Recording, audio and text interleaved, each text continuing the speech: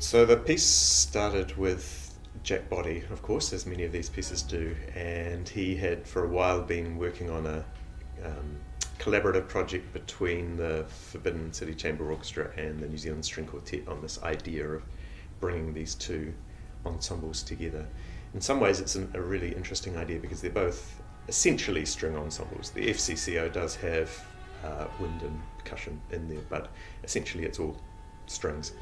And of course the string quartet is as well, but having said that, they're very different in their style of playing. Obviously the Chinese ensemble is pretty much all plucked strings, apart from a couple of the strings that are bowed, but on the whole they're plucked. And of course the string quartet's normal mode of playing is arco with the bow, so there's immediately a sort of discrepancy there, not to mention the characteristic resonances of the instruments are very different as well. The Chinese instruments tend to be a lot brighter and almost by Western ears more nasal than the string quartet, which we tend to think of as more sort of round and mellow and rich. So there was interesting timbral discrepancies there as well. And of course to Jack, this is immediately a very interesting musical situation to be in, trying in some ways to reconcile these differences. Is his kind of utopian view of what music should be as a cultural phenomenon, the bringing together and reconciling of difference. Now I have to say I really struggled with this idea first off, how to reconcile not only the timbral differences but also the inherent aesthetic differences between the whole history of Western music, and particularly Western string quartet writing, and Chinese folk song, and how to find a musical language that in some ways acknowledges and respects these traditions but equally is not subservient to them either. I know, having worked with some Asian performers before, that there can be a wide variety of different score reading abilities. Of course I knew the New Zealand String Quartet very well, so I knew kind of what their technical range was, which is virtually limitless. So there was sort of nothing to worry about from that side, but the Chinese ensemble there was a lot to worry about in terms of, if I write this for this instrument, can they play it? But it turned out actually there was quite a wide discrepancy within the group. So some players, particularly those who had studied at North American institutions, classical music as well as their Chinese instrument, were perfectly fine and could sight read quite difficult music very accurately, quite chromatic stuff.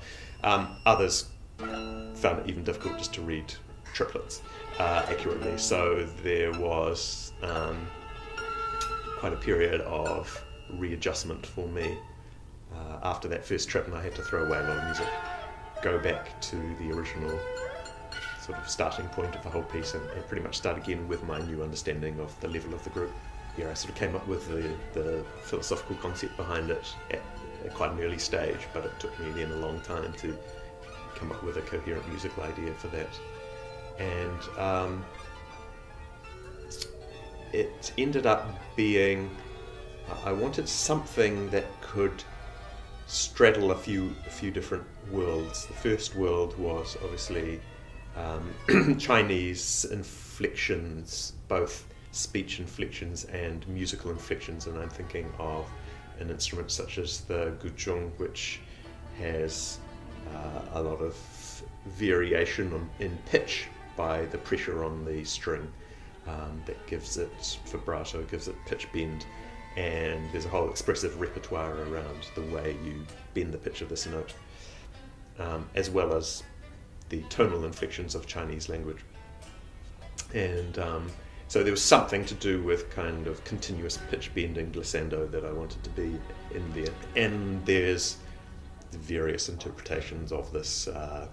Could be someone's name in Chinese possibly that has those inflections, or could just be a general gesture, down, down, and then an inversion, something like that. There's no particular meaning of it, it just is quite a satisfying shape. And anyway, through the course of the piece, this motif is extrapolated, turned into a much more melodic idea, and just generally is played with, blossoms and becomes more fiery, and then at the end of the piece it fades off.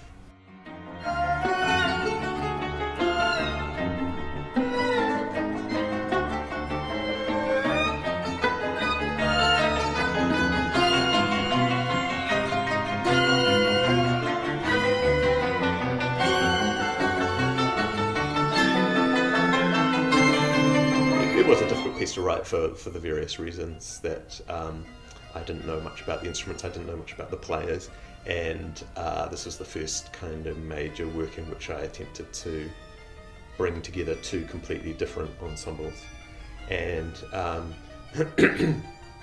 found that quite difficult, but I think in the end it was the sort of more the aesthetic challenge of trying to find a coherent musical language with all of this in there. I have to say the one really rewarding thing about this was just the whole sound world of having these Chinese instruments and in with a string quartet, and it makes me wish that in the West we had a little bit more plucked strings, because to me there's something really vibrant about the sound world that these guys create, and so I think I've said elsewhere, it sort of really made me appreciate what Boulez was up to with bringing in all these attack decay instruments, all these harps and pianos and vibraphones and guitars and what have you.